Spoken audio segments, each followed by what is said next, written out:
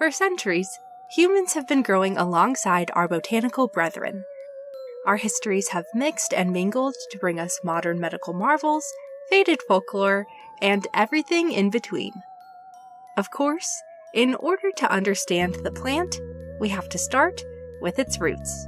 I'm M. Grubner Gaddis, and this is Rooted.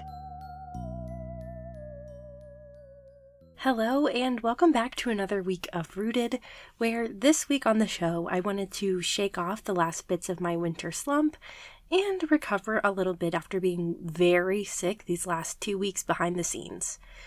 So this week we're just going to do a short and sweet episode on something a little strange, but also kind of relevant.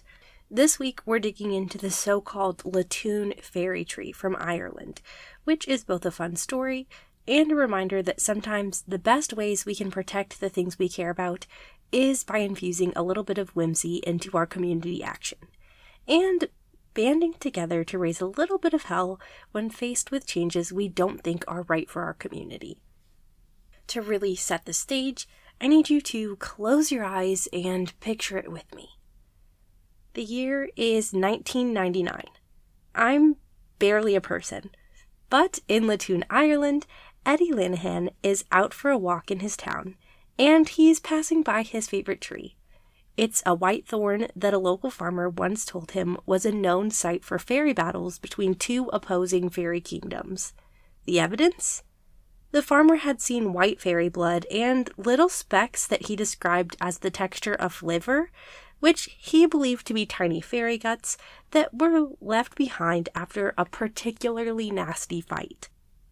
While here in the US, we would probably write that off as some sort of random hubbub, Ireland has many historic sites that are protected because of their connections to the fairy realm.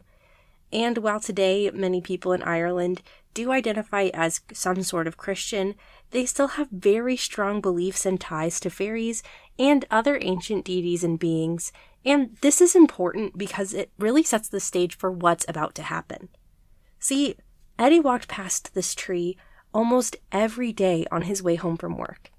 It'd grown to be almost like a companion to him, a friend he looked forward to seeing, as it marked his path and gave him some sort of way to mark the distance, a sign he was nearly home.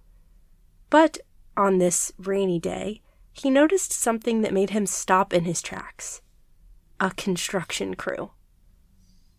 Alarmed, Eddie stopped to ask the crew what they were doing, and to his horror, they were marking out space for a brand new highway that would make his commute unsafe to do on foot. Eddie knew they'd been talking about building this new highway, but he didn't realize it was coming to his own backyard. And to make matters worse, they were going to chop down his favorite tree to do it. Not one to just sit idly by, Eddie immediately started thinking, why should this tree not be offered the same protections as the others who are rumored to be home to fairies? If other landmarks could be set aside for religious or historical significance, why couldn't this one? And who had the authority to deem what was real and important to a community when it came to something like fairies anyway? Eddie was going to find out. And he was going to fight. Cut to a few months later, and Eddie is making headlines. Turns out, when he put the call out, his community came and supported him. No one was chopping down that fairy battleground without a fight. And much to the zoning board's chagrin, Eddie had a case. It turns out that in order for the road to go through the fairy tree, the company would have had to prove that fairies didn't exist, with proof beyond a reasonable doubt. Something that would be nearly impossible when being held to the same standards as disproving religions like Christianity. And so, after a long fight and lots of news coverage, a deal was made. The road would still be built, but it would not be able to interfere with the fairy tree in Latoon.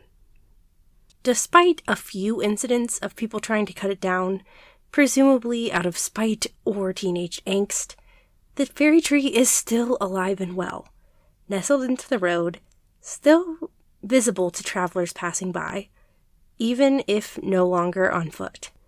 While it might sound a bit silly, I do think it's a good lesson to keep in mind these days. Sometimes it can feel like there really isn't much we can do about change. But When we ask for help and believe in our community, we can always fight for change. Plus, a little extra whimsy can go a long way in making our lives feel more magical and connected, as long as we remember to look for it. That's all I've got for this week, but we'll be returning to our regularly scheduled programming here and on our socials as I keep getting better. Now more than ever, I hope you're resting, taking care of yourself, drinking your water, and planting those seeds of community where you can. Ideally in your local libraries, parks, and other public spaces that could really use our support and appreciation right now. Until next time, be kind to yourselves, be kind to the earth, and just like a plant, drink your water.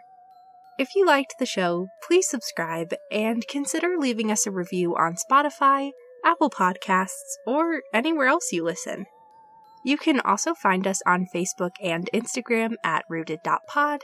We're finally updating regularly on YouTube at rooted.podcast, and you can check out our website, rootedpod.com, for transcripts, updates, merch, and so much more. The show is written, produced, and hosted by me. I'm Grebner Gaddis, edited by Kat Friend of Friend Diagram, and our theme music was written and produced by Eric Cluxon. Rooted is a Henbane Media LLC production.